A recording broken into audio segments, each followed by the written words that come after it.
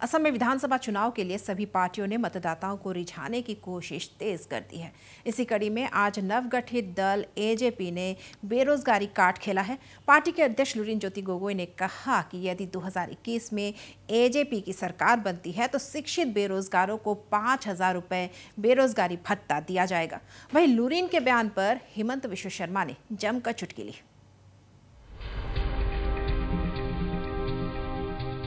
AJP के party अध्यक्ष बनने और पार्टी के पूर्णांक अधिवेशन के बाद लुरिनज्योति गोगोई ने अपना पहला प्रेस कॉन्फ्रेंस आयोजित किया। चुनावी रणनीति के तहत उन्होंने कहा कि अगर असम में एजेपी की सरकार बनती है तो एजेपी सरकार प्रदेश के शिक्षित बेरोजगारों को 5,000 का बेरोजगारी भत्ता देगी। आमी इतिमध्ये घरे घरे आमी बुली एटा स्लोगान লৈ आमी समग्र অসমৰ ৰাইজৰ মাজলৈ গৈছিলো। এবাৰ ঘৰে ঘৰে आमी আৰু ঘৰে ঘৰে উপাৰ্জন এটো অসম জাতীয় পৰিষদৰ স্লোগান হ'ব। আগন্তুক দিনত অসম জাতীয় পৰিষদৰ চৰকাৰ হলে আমি প্ৰতিগৰাকী শিক্ষিত নিবনুৱা যুৱক যুৱতীক আমি মাহে 5,000 টকাৰ আৰ্থিক সাহায্য আমি আগবঢ়াম। আৰু যিসকল বিশেষভাৱে কাৰিকৰীভাৱে সক্ষম সেইসকল বা অৰ্থনৈতিকভাৱে পিছপৰা যিসকল আছে তেখেতসকলক 10,000 টকাকৈ প্ৰতি মাহে চৰকাৰ আৰম্ভ হোৱাৰ পৰাই আমি তেখেতসকলক आर्थिक साहाय्य व भत्ता আগবঢ়াম। एजेपी अध्यक्ष लुरिन के वादे पर असम के शिक्षा मंत्री डॉक्टर हिमंत विश्व शर्मा ने कटाक्ष करते हुए कहा कि पहले सरकार तो बना ले। कोट बा सरकार हब तेउलोकर हेतुए प्रथम जानि लो। जार सरकार केतियाओ নহয় মইতো তেউলোকক ধন্যবাদ দিও যে 5 লাখ দিম বুলি কোৱা নাই। जार सरकार নহয় তো তেও যিকোনো কব পাৰে।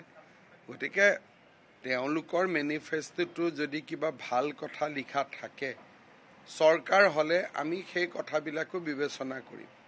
গতিকে কিবা যদি ভাল পৰামৰ্শ আছে ডেফিনেটলি আমি কনসিডাৰ কৰিম। কিন্তু যাৰ सरकार নহয় তেউলোকে বা প্ৰতিশ্ৰুতি দিয়াতো কোনো অসুবিধা নাই। डॉक्टर हिमंत विश्व शर्मा यही नहीं रुके। उन्होंने कहा कि बोलने का अधिकार सभी को है, लेकिन कहाँ क्या बोलना चाहिए उसका ध्यान भी रखा जाए, क्योंकि बोलने और करने में फर्क होता है। এতিয়া কেতিয়াবা ময়ো কব পাৰিম যে মল্লযুদ্ধত দাৰা সিংক মই হৰুৱাই দিম, এটা মই পাৰিম নেকি? গতিকে কোৱাটো কাৰ অসুবিধা আছে? কবটো সবেই পাৰে নাকি? কোৱাত অসুবিধা আছে জানো? কোৱাটো কাৰো অসুবিধা নাই। गणतंत्र সকলে কব, রাইজে রজা, রাইজে সিদ্ধান্ত লব। वहीं लुरिनज्योति गोगोई ने प्रेस कॉन्फ्रेंस में यह भी आरोप लगाया कि बदरुद्दीन के चेहरे को सामने कर भाजपा सांप्रदायिकता की राजनीति कर रही है। धर्मीय मेरुकৰণৰ राजनीति सरकारखने তেওঁলোকে বদৰুদ্দিন আজমল ডাঙৰীয়াৰ মুখখন দেখুৱাই এখন চৰকাৰে বিজেপি দলটোৱে এটা সাম্প্ৰদায়িক পৰিৱেশ সৃষ্টি কৰিছে। মানুহক हिंदू मुसलमानर नामत भोट विभाजन राजनीति आरम्भ करिছে। কিন্তু আপোনালোকে জানি আচৰিত হ'ব যে এটো কথা সকলোৱে জানে যে সাম্প্ৰদায়িক শক্তিসমূহ কোনোবা এটা জায়গাত গৈ মিলিত হয়। অসমৰ জনগণক প্ৰতিখন সংবাদ মেলতে প্ৰতিখন মিটিংতে এতিয়া দুটা সভ্যতাৰ যুঁজৰ কথা কয়। মোগল সভ্যতা আৰু বোলে আন এটা সভ্যতাৰ যুঁজ। আমি কব খুজিছো দুটা সভ্যতাৰ যুঁজ হৈছে। এটা সভ্যতা বেলেগৰ ওচৰত আঠুকাৰি আত্মসমৰ্পণ কৰি কেৱল মাত্ৰ ক্ষমতাৰ কাৰণে ৰাজনীতি কৰা এটা সভ্যতা আৰু এটা সভ্যতা স্বাভিমানী হৈ জীয়াই থাকিবলৈ বিচৰা সভ্যতা।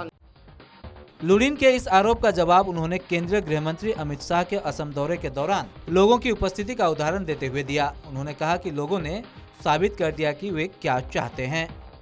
राइजे निजे देखिছে যে নিশা কটকটীয়া শীতৰ মাজত যি ধৰণে অসমৰ ৰাইজে অমিত শাহ ডাঙৰীয়াক আদৰণি জনালে সেই সময় নিশা এজন মানুহে থিয় হৈ থকা কষ্ট, এই শীতৰ প্ৰকোপৰ মাজত যি ধৰণে ভাৰতীয় জনতা পাৰ্টিৰ কাৰ্যকৰ্তাসকল বা শুভাকাংক্ষীসকলে যি ধৰণে অমিত শাহ ডাঙৰীয়াক আদৰণি জনালে, পৰৱৰ্তী সময়ত অমিত শাহ ডাঙৰীয়াৰ যি বক্তব্য সেই বক্তব্যই নিশ্চিতভাৱে অসমবাসী ৰাইজক উদ্বুদ্ধ কৰিছে আৰু কেন্দ্ৰীয় চৰকাৰৰ অসমৰ ৰাইজৰ প্ৰতি থকা দায়বদ্ধতাক অমিত শাহ ডাঙৰীয়াই আকৌ এবাৰ প্ৰকাশ কৰিছে।